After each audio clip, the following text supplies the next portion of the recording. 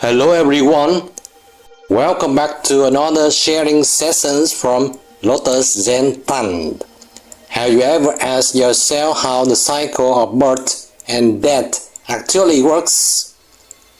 It might sound complicated, but at its core, it operates in a fascinating, repetitive cycles.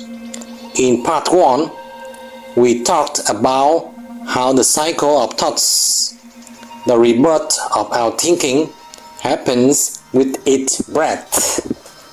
Now, in part 2, we're going to explore how this cycle continues throughout our six senses in a more detailed way. Inhale, gently flow the breath as it flows through your nose. Feel your chest and reach down to your belly. Exhale, feel the breath leaving through your nose and notice your belly softening and sinking. From the moment we're born until the moment we pass away, our lives follow the circular, natural rhythm. Even in the womb, we were already receiving nourishment and oxygen to sustain life. The outer world is always in motion, and so is the world inside us. Throughout eyes, ears, nose, tongue, skin, and mind, we're constantly interacting with the world around us. This is something nature has set in motion, and unchangeable cycle that just keeps unfold as time moves on. At different stages of life, we gradually develop awareness and interactions with our environment. Each time we receive information through our six senses, the brain automatically records it, attaching a feeling, pleasant and unpleasant, or neutral.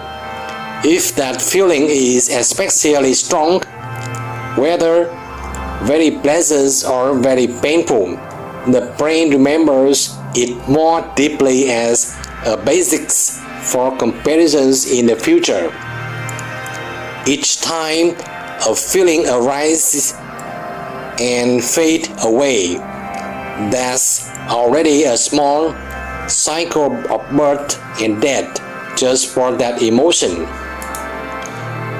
The sense of comfort or familiarity gets automatically labeled in our subconscious as right or balance. And over time, as the internal label of right or wrong grows stronger, our ego, our sense of self begins to form. Once a habit is formed, we tend to seek out the same familiar emotions and reactions, that sense of rightness we're used to. So we keep chasing this feeling of right or wrong, of self and identify based on what is already stored in our subconscious. At that point, we get stuck in a loop, endlessly repeating the same old patterns, emotions being born and dying again and again as we seek balance. And when you really observe carefully, you will see the breath is always there, right alongside our thoughts and emotion.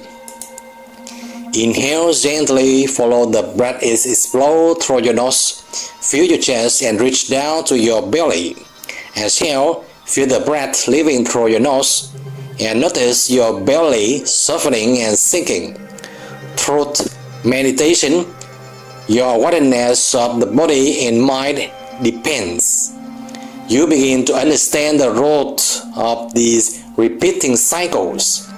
Each person's unique habits and references shape how they view the world, and how they make decisions. These differences in habit are what lead to the ego to conflict between two people, even if they're in the exact time external environment. So, when we're stuck in mental cycles, the birth and death of thoughts and emotions will feel the same over and over again. But the exact way that these cycles unfold in your life, that depends entirely on the path your habits and carve. And once you see this, once you recognize your own habits, you'll understand where they brought it and where they leading you. The cycle of birth and death shows up in every breath, in every actions, every thought, every habit, and ultimately becomes your long-term karma. As long as our thoughts are still entangled with what we experience through our six senses, we remain in this loop of samsara, of birth and death. The stronger the emotions attack to the sensory experience, the deeper and longer is stored in the mind. You see the beautiful or ugly color, your brain instantly labels it as pleasant or unpleasant. The stronger the judgment, the stronger the memory. Each time we jerk, we're actually creating a stronger emotional imprint, and the brain remembers it for longer. The more we repeat the same emotions reactions, the more deeply it gets etched into our mind, and eventually it becomes a habit. This habit is a kind of internal comfort zone for the ego, is deeply ingrained and not easily changed. So, when the external environment changes and your habits can't function like before, the ego fights back. It demands the old balance, the old sense of rightness it once knew. And if the ego doesn't get what it wants, your internal balance collapses and it looks for a new balance. That's how a new habit, a new ego pattern is born, starting a new cycle. But deep in the subconscious, the craving for the old habit is still there. And that what keeps us caught in the old cycles of samsara. From birth to death, we have changed and kept countless habits. Each new habit was formed through many small cycles of emotions being born and dying.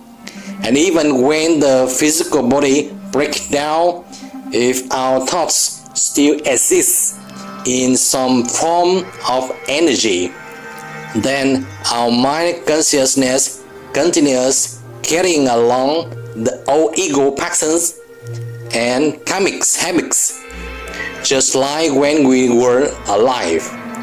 And this cycle just keeps going, rebirth after rebirth, until that mind finds a new body and continues its journey there.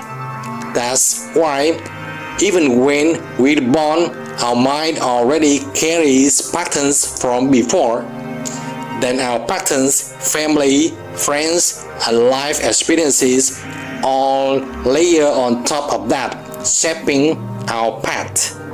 If in this life we become mindful and observe well, we can change and move toward a new karmic future.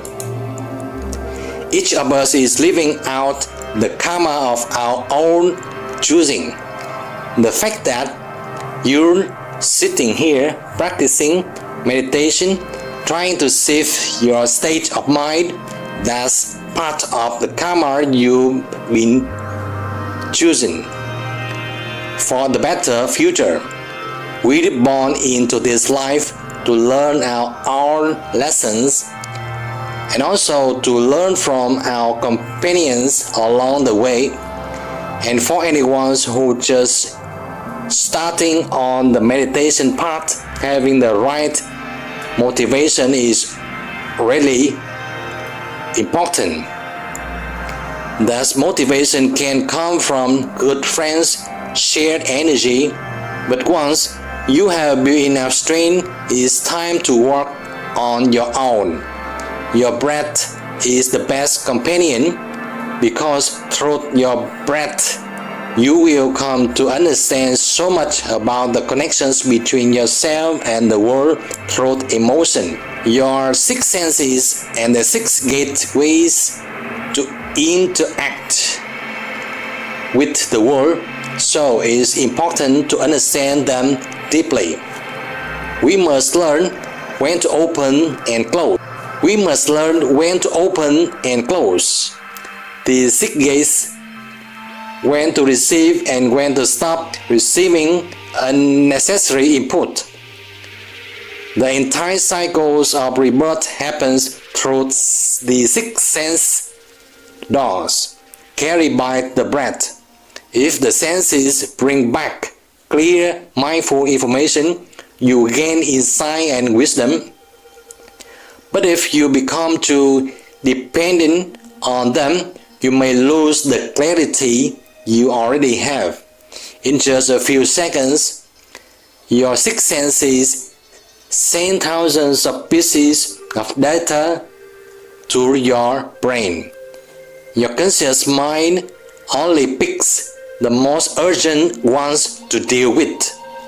The rest is handed off to the subconscious, which runs your breath, your heartbeat, on your inner processes. You need to be aware enough to know when is it the subconscious acting and when is it your conscious will. If you're not awake, your habits will pull you into all sorts of endless pleasures and distraction. But through meditation, you will gradually observe more clearly, taking back control instead of getting lost in old ego habits. This part of mindfulness is long. You have to feel it for yourself and find your own way to walk in a peace. And even if you stumble, that's okay. Each fall is a lesson, guiding you to a whisper path forward. In meditation, patience and focus are key. Don't let yourself be scattered. Don't worry. Everyone has to start over many times before the path becomes easier. I always remind you and myself, let's come back to the breath. Inhale, gently follow the breath as it flows through your nose. Feel your chest and reach down to your belly. Exhale, feel the breath leaving through your nose and notice your belly softening and sinking. We're on counting up in the cycles of karma, and so am I. But when you're awake, you know what must be done to live with more peace and avoid falling into negative karma. Each time you fall, stand up with joy, because every single experience on the path to peace has meaning. Wishing you all success and peace. The journey in the game of breath will become more and more fascinating if you truly cherish it. This habit also holds the key to unlocking every gateway to explore both body and mind. So, stay tuned and continue practicing with me in this video and with the next videos. If you have any reflections, feel free to share them below. And if you found this video helpful or inspiring, please subscribe, like and share with others.